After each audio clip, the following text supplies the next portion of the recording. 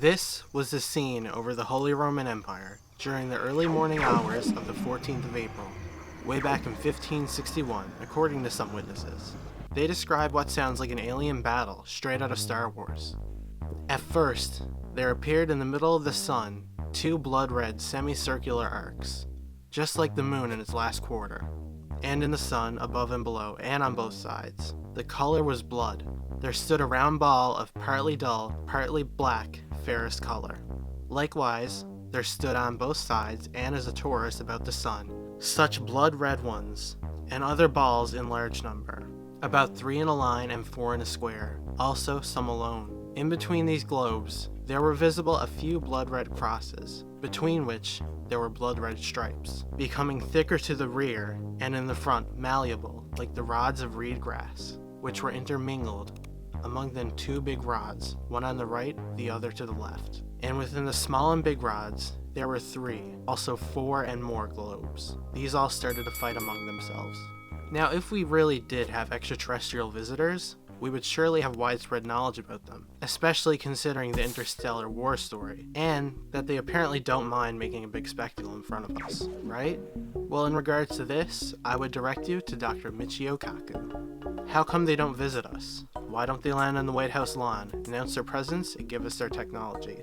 Well, if you're walking down a country road and you see an anthill, do you go down to the ants and say, "I bring you gifts, I bring you trinkets, bead, I bring you nuclear energy, take me to your ant queen"? No. We as a human species do field research all the time on wild animals, and we do mostly try to silently observe them, at least while they're in their natural habitat. Although we do abduct certain subjects when we want to study their biology up close, rather than their natural behavior as a species. However, during World War II, we definitely didn't worry about what ants we intruded upon when we were fighting, so I don't think it's unreasonable to assume these aliens would act similarly. But UFO enthusiasts aren't the only ones who have weighed in on the 1561 event. One explanation brought forward by skeptics is sundogs. A sundog is a halo-type effect, created by the sun's rays interacting with small ice crystals, and they're best seen when the sun is near setting or near rising, just like how the sun was rising during our alien spaceship battle. This, however, doesn't explain the shapes described throughout the event,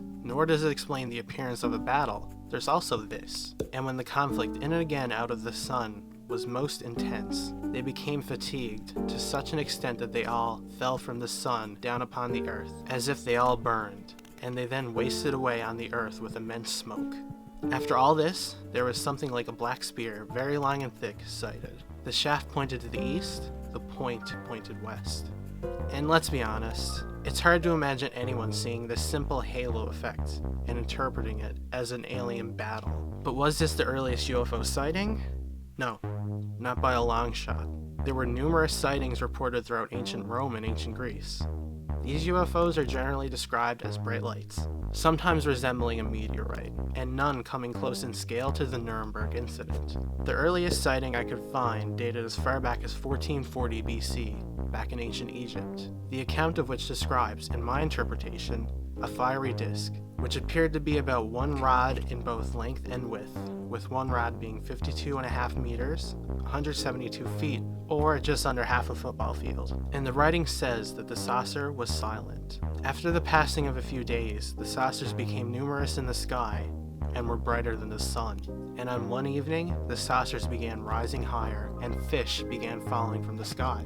Now, whether you believe in alien visitors or not, you have to admit that the world has a pretty deep history of unexplained aerial phenomena.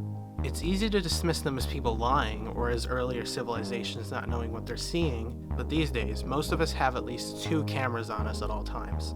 So if aliens exist, why don't we ever see videos of sightings as big as the 1561 event? Well, this is the timeline of human history, starting at the first UFO sighting I was able to dig up. And this is how long we've had iPhones. But if an event like what happened in Nuremberg happens again, and over a big city, well, that's gonna be a pretty big day on Reddit. But wait, there have been sightings of aliens since we've had smartphones, like the 2014 mass sighting in Houston, Texas. Here, some residents describe seeing a ring of lights around what appeared to be a transparent object. It should be noted, however, that this was during a lightning storm, so it could just be some strange weather phenomena. You know, thunderstorms are weird. However, this mystery remains unsolved. I have actually personally seen what could technically be considered a UFO, in that I wasn't able to identify it. It looked like a meteorite, except it appeared to have a very mellow angle if it was falling at all. And it had no tail. It was just this big, bright yellow orb, about as high as a helicopter would fly. And it was moving about as fast as one too. Here's the thing though, it's extremely common to see helicopters where I live by the ocean, usually either search and rescue the Coast Guard, or just a helicopter bringing workers to a station off the coast. And it looked nothing like a helicopter to me. And with how low it was flying, I would have heard it. The most likely explanation I can think of is that it was a satellite re-entering the atmosphere, but the no tail thing really perplexes me. What do you think? And have you ever seen a UFO? Or do you know anybody who has? Let me know down in the comments. And thank you for watching. Don't forget to like, share, and subscribe.